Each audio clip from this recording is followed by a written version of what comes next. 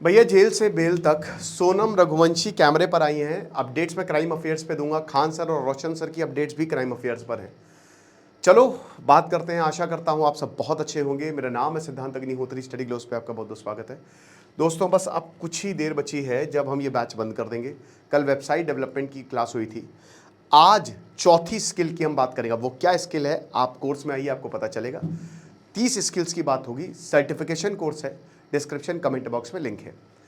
Classes already चल रही हैं। सोनम रघुवंशी, देखिए इनकी बात हमने बहुत बार की है। एक ऐसा केस जिसने पूरे भारत को हिलाकर रख दिया। डॉक्यूमेंट्री तक आ गई है, हो सकता है मूवी भी आ जाए, लेकिन सबूत हैं, हत्या हुई है, एवरीथिंग इज देयर। क्या स्टेप बाय स्टेप प्रोसेस होता है। सबसे पहले एफआईआर होती है, फिर चार्जशीट दायर की जाती है, फिर ट्रायल चलता है, फिर सज़ा होती है। लेकिन यहाँ क्या हुआ है, बेल मिल गई है सोनम रघुवंशी को। पिछले साल मेघालय गई थी भैया हनीमून पे। 13 दिन बाद लापता, 13 दिन तक लापता। राजा किधर गए, राजा की लाश मिली। बहुत कुछ आरोप प्रत्यारोप। मैं भी मेघालय दोस्तों गया हूँ। One of the best states है वो इंडिया का। मेघालय को भी बदनाम करने की काफ़ी साजिशें की गई और उस समय भी मैंने आवाज़ उठाई थी कि भाई ऐसा नहीं हो सकता। अब क्या हुआ है, हुआ ये है कि इनको पकड़ लिया गया और सोनम रघुवंशी के ऊपर फिर केस चला। अब पुलिस की लापरवाही देखिए। पुलिस ने चार्जशीट फाइल की, ठीक है, पुलिस का काम होता है चार्जशीट फाइल करना। मर्डर 101 3 लगानी थी। बीएनएस भारतीय न्याय संहिता आईपीसी बदल गया, लगा क्या दी 405 प्रॉपर्टी रिलेटेड डिस्प्यूट, धारा ही गलत लगा दी। आपको आप एफआईआर में जब कोर्ट में केस जाएगा तो कोर्ट ये देखेगा ना कि आपने किस किस सेक्शन के अंदर आप इसको लेकर आए हो। फर्क नहीं पड़ता आपने क्या क्राइम किया है, कोर्ट प्रोसीजर फॉलो करता है। अगर मान लीजिए सब कुछ सामने है, सब कुछ स्पष्ट है, उसके बाद भी कोर्ट देखेगा। अब यहां पे पुलिस की बहुत बड़ी गलती हो गई।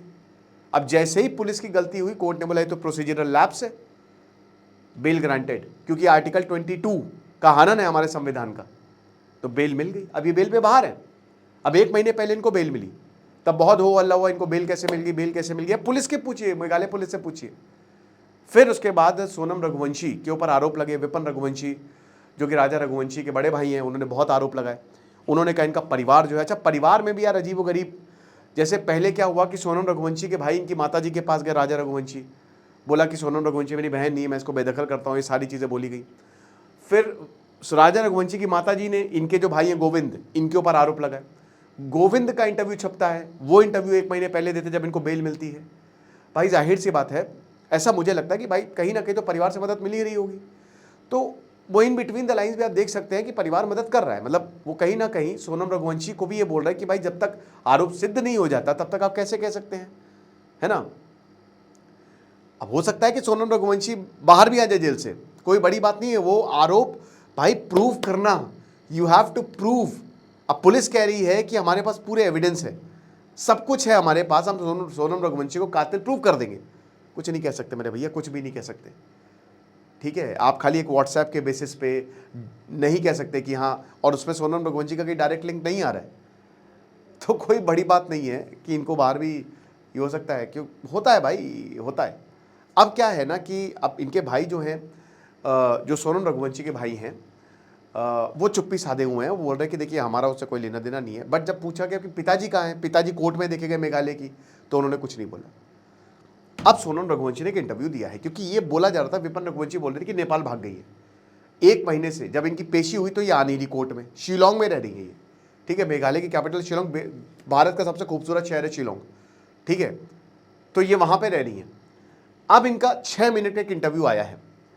तो यहां पे पहली बात तो सोनम रघुवंशी ने ये क्लैरिफाई की कि मैं कोई नेपाल नहीं भागी हूं, मैं यहीं पे ही हूं, मैं नेपाल नहीं गई हूं। अब देखिए मैटर सब्सिडीज है। अब उस दौरान मतलब क्या इंटरव्यू दे सकते हैं, आई डोंट नो, लेकिन उन्होंने बोला कि मैं नेपाल नहीं भागी हूं, मैं शिलोंग में ही रह रही हूं। फिर इनसे पूछा गया कि आपको खर्चा कौन दे रहा है, शिलोंग में आप रह रही हो तो कैसे खर्चा, तो वकील का खर्चा सबका खर्चा होगा ना। तो इन्होंने बोला कि खर्चा कौन दे रहा है मैं नहीं बताऊंगी। अब आप भाई देखो, बेटा बेटा होता है, बेटी बेटी होती है, चाहे जो भी हो भाई, चाहे जो भी हो, मान के चलिए आप।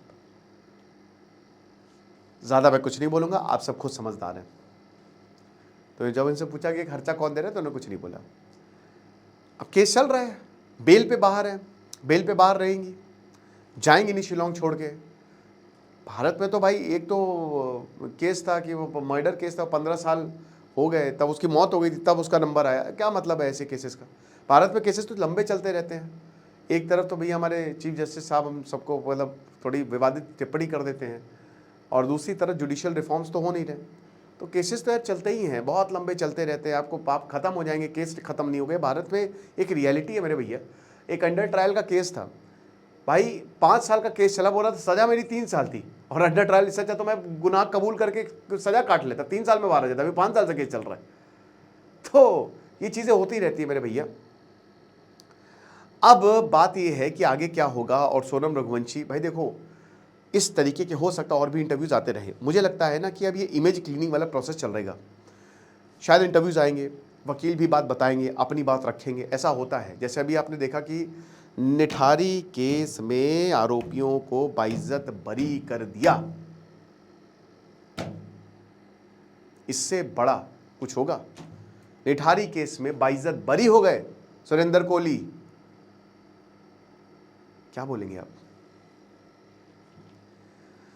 देखेंगे आगे क्या होगा, जो भी अपडेट होगा मैं आपको बताऊंगा। बाकी स्किल डेवलपमेंट कोर्स है, आप आइए, और जो भी इसका अपडेट होगा मैं क्राइम अफेयर्स पे ही दूंगा। Thank you so much.